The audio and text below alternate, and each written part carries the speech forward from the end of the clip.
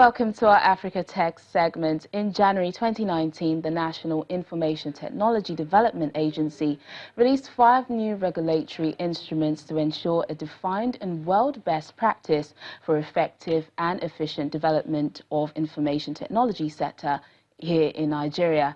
The guidelines are the rule-making process regulation of NITDA, the Nigerian Data Protection Regulation guidelines for IT clearance, guidelines for public interest access, and framework for use of social media in public institutions.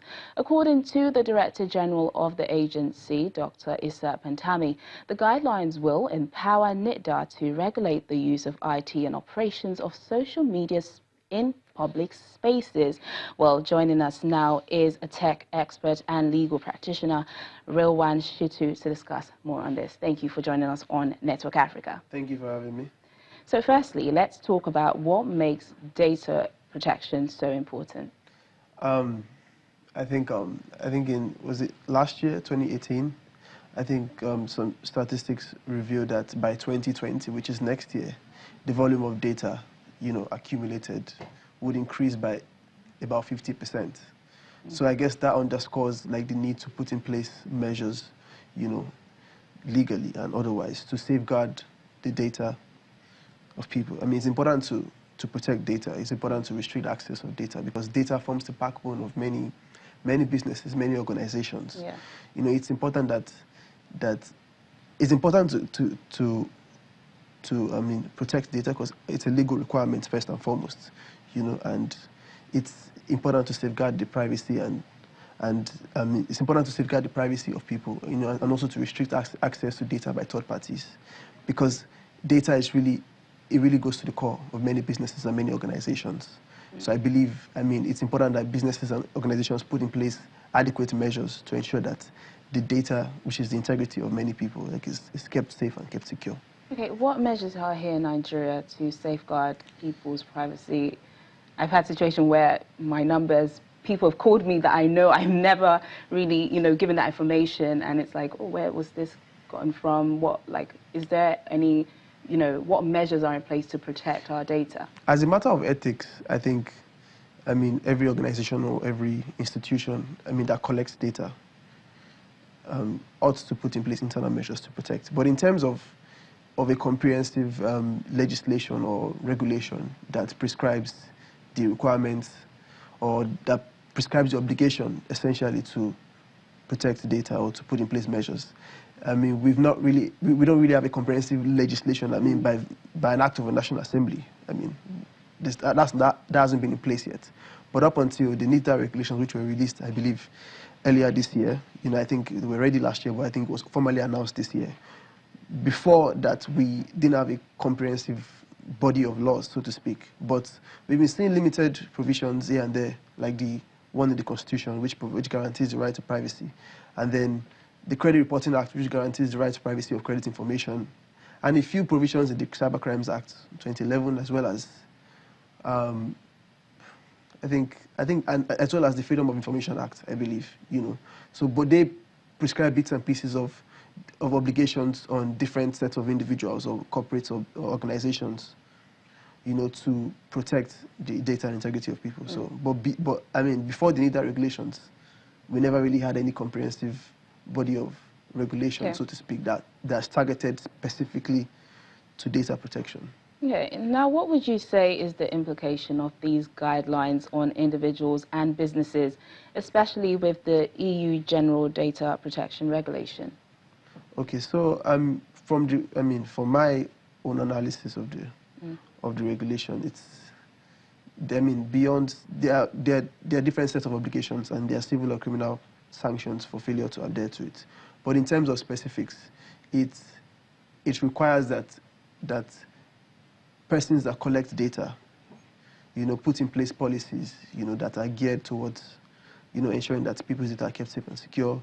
It makes provisions that, that a data controller should be appointed, that would be like a custodian that would monitor. As part of the personnel in an organization, they should have a data controller, so to speak, that would be in charge of ensuring that the said organization or that collects data is in compliance with the provisions of the regulations. And beyond even that, it requires that within 6 months of the the commencement of the regulations, every organization that collects data is to carry out a comprehensive audit of its internal processes to ensure that it is in compliance with the provisions of the NITDA. So they are supposed to put in place policies that would ensure that data is kept safe and secure, and is protected from loss or damage that could arise as a result of cyber attacks, as a result of fire, as a result of rain. All essentially, if you keep data on a web platform, on an internet-based platform, or a physical platform, you have an obligation to ensure that that data is kept safe and secure. You have an obligation to ensure that before you share data that belongs to a data subject, which is someone who was giving you his or her data, you need to seek the consent of that person first and foremost, and that consent must be secured. Must not be secured by fraud, coercion, or any form of undue influence. So essentially, it provides, more or less adequate protection for people, for the data subjects, so to speak, to ensure that, the data that are kept is safe and secure and access isn't granted to a third party without prior consent. Okay. Tech expert and legal practitioner, Rilwan Shitu, thank you for joining us on Network Africa and, discussing that with us. Thank you. All right then.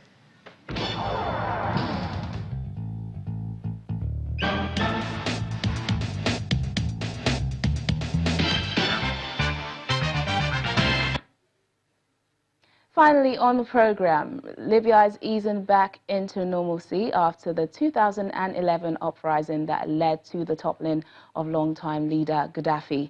And as a way of helping the little ones who were born into such devastation, a festival is introducing Libyan children to life beyond war. The Smarty Festival in Benghazi aims to offer kids born or raised during the war the chance to experience a peaceful and violence-free atmosphere. Take a look. Libyan children dressed up as doctors traveled with make-believe passports and made buildings out of toy bricks at a festival aimed at showing the youth life beyond violence and war. The 5-day Smarty Festival in Benghazi drew hundreds of children who were offered the chance to pick a career of their choice for a few hours or to try out simulations of crafts such as gardening. Targeting children between the ages of 4 and 14, the aim of the event is to pull the children out of the shadows of years of violence that gripped the North African nation. These are children who were raised during a very difficult time, a period of economic difficulty, displacement and a period of war. We would like to detach them from this crisis and begin a period of emotional support for the Libyan child. Divided into corners, the festival offered the children various educational roles such as medicine, piloting or engineering. Each career path comes with its uniforms and props, from coats and stethoscopes for future doctors to construction vests and helmets for the engineers. The idea is to establish an educational environment for the child, where the child can envision what he or she would like to do in the future. We've simulated a series of activities such as construction, traffic regulation, firemen, piloting, and many more. Anything that a child wants to try or be in the future, he or she can find it here. The Children's Festival offers the youth a few days of breathing space in a city where fighting has ended, but its old center still lies in ruins and in a country mired in political divisions.